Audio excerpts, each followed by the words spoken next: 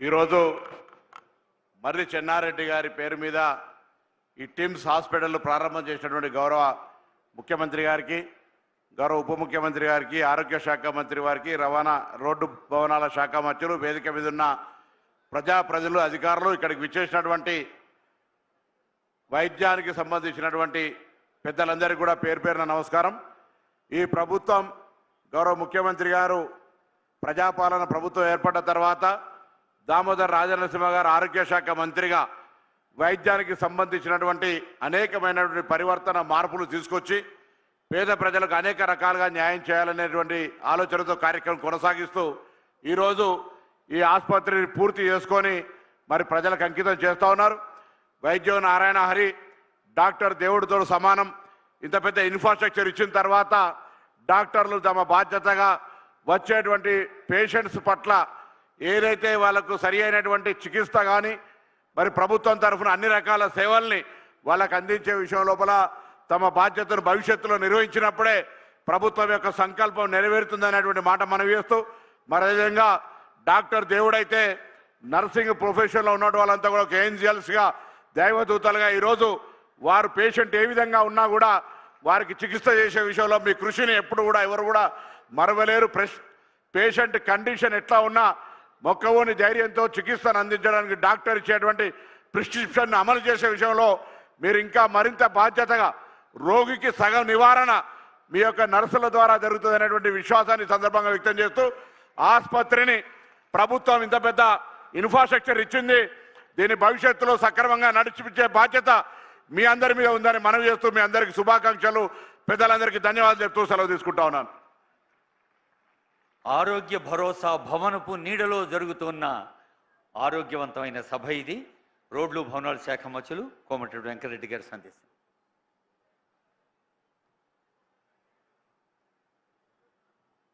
గౌరవనీయులు మన ప్రీతమ ముఖ్యమంత్రి వర్యులు రేవంత్ రెడ్డి గారికి, నా సహచరుల మంత్రివర్యులు పెద్దలు దామోదర్ రాజనరసింహ గారికి, అలాగే డిప్యూటీ సీఎం పెద్దలు బట్టి విక్రమార్క గారికి, నా సోదరుడు నవీన్ యాదవ్ మీ ప్రాంత శాసనసభ్యులు గారికి, అంజన్ కుమార్ యాదవ్ గారు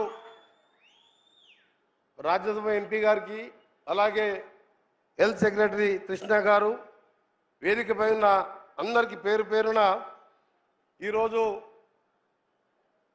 దీన్ని పూర్తి చేయడానికి కృషి చేసిన ముందుగా మా ఆర్ఎన్బి ఇంజనీర్లని అభినందిస్తూ, దాంతోపాటు దీన్ని చేపట్టి మా ప్రభుత్వం వచ్చినప్పుడు మొదటిగా రివ్యూ చేసినప్పుడు ఇక్కడ శంకుస్థాపన శిలాఫలకం 2-3 స్లాబ్లే ఉండే. దాన్ని ఇవాళ సీఎం గారు ఎప్పుడు నేను కలిసినా సనత్ గారు ఎప్పుడేమైందని చెప్పి గత 30 మాసాలుగా ఎక్కడ కలిసినా అదే మాట.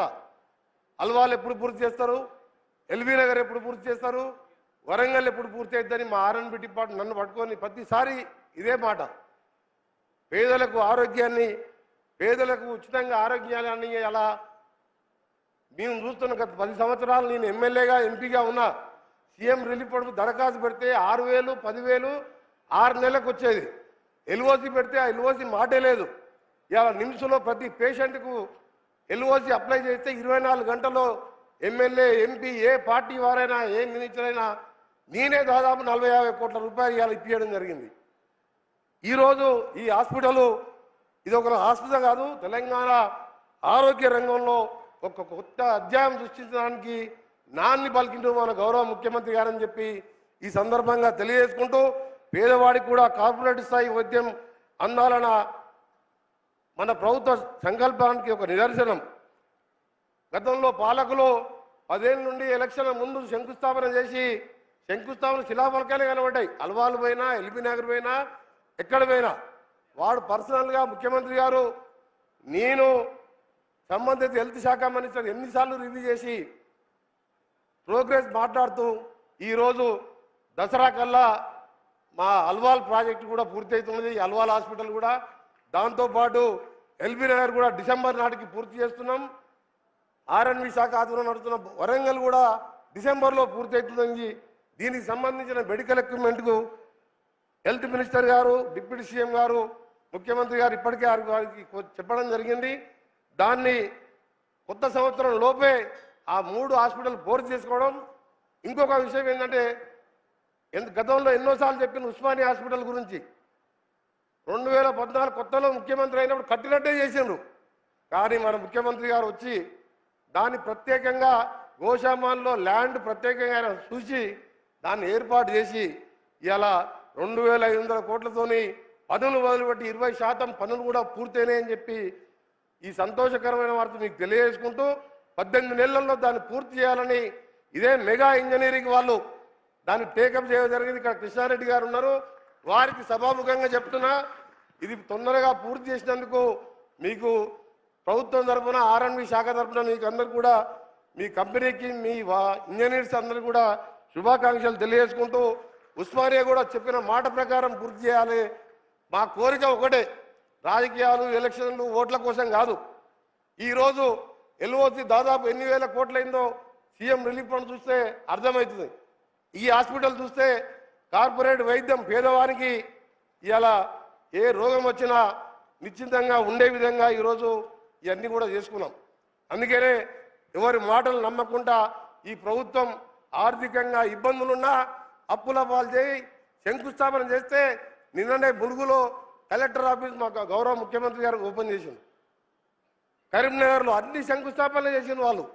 దాని ఈ 3 ఏళ్లలో ఆయన అప్పులు చేసిన తీర్పుకుంటూ ఇవన్నీ పూర్తి చేస్తున్నాం. దీన్ని ఒకసారి అర్థం చేసుకోవాలి. ఇవాళ ఒకటి పెట్టింది ఆయన, ఏం చేయాలని అర్థమవుతలేదు. నిన్న ముఖ్యమంత్రి గారు ఒకటే రోజు 3 జిల్లాలు తిరిగి వచ్చిండు. ఇవాళ కేటీఆర్ గారు అంటారు కళ్యాణ లక్ష్మి షాదీ ముబారక్ ఎత్తేస్తున్నట్టు ఆయనకి ఏదో కలబడ్డట్టుంది, ఆయన ఎత్తేస్తున్నట్టు. మొన్న 3 రోజులకి నేను 64 లక్షల రూపాయలు నల్గొండ పట్టణంలో ఇచ్చేసిన. నిన్న మా షబ్బీర్ అలీ గారు, మహేష్ గౌడ్ గారు నిన్న చెక్కులు ఇచ్చిండ్రు.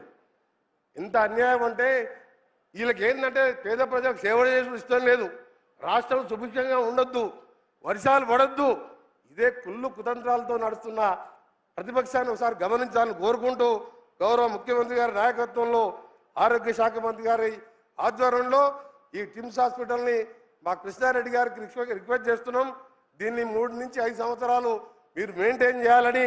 ఎందుకంటే ప్రభుత్వ హాస్పిటల్ అనేసరికి ఎక్విప్మెంట్ పెట్టాం. ఇలా ఏది యశోద కంటే కాస్ట్లీ ఎక్విప్మెంట్ ఉన్నది. ఒక సిటీ స్కాన్ మిషన్ గౌరవ ముఖ్యమంత్రి గారు ఓపెన్ చేసినది. రోజుకు 30-40 మందికి బయట సిటీ స్కాన్ టెస్ట్ చేస్తే 18,000 రూపాయలు అవుతుంది. ఇవాళ ఆ మిషన్ పెట్టాం. ప్రైవేట్ హాస్పిటల్లో కూడా ఆ మిషన్ పెట్టామంటే అందుకని ఇవాళ గవర్నమెంట్ హాస్పిటల్లో ప్రైవేట్ హాస్పిటల్ ఎక్కడ కూడా లేదు హైదరాబాద్లో. అలాంటి మిషన్ ఉంది కాబట్టి మెయింటెనెన్స్ కూడా చూసుకోవాలని చివరగా గౌరవ ముఖ్యమంత్రి గారికి మేము కోరకముందే అసలు తెలంగాణ కావాలని అడిగింది మరి చెన్నారెడ్డి గారు. ఆయన పేరు పెట్టినందుకు గౌరవ ముఖ్యమంత్రి గారికి నా తరఫున తెలంగాణ ప్రజల పక్షాన ఎవరు అడగలే, మేము వారే ఆలోచించి ఈ ప్రాంతంలో ఉన్నారు. ఇక్కడ దగ్గరే రంగారెడ్డి జిల్లాకు చెందిన వారు తెలంగాణ ఉద్యమాన్ని స్టార్ట్ చేసి 5 దశాబ్దాలు ముఖ్యమంత్రి గారు 2 సార్లు